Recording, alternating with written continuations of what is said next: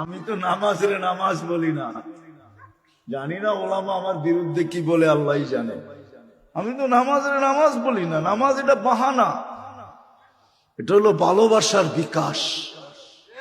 ভালোবাসা আমাদের নবীর জির দিলের ব্যথার বিকাশ।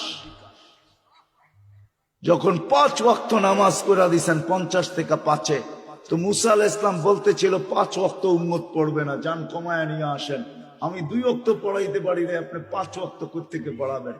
তো আমাদের নবীজি বলতেছিল এখন আর যাইতে মন চায় না, লজ্জা লাগে, কিন্তু ভিতরে আগুন জ্বলতেছিল, উম্মত যদি না পড়ে তো আমি মুখ দেখাবো, তো দেখাবো কি করে?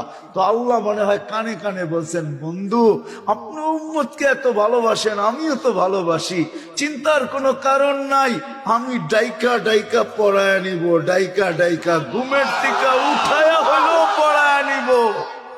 আপনি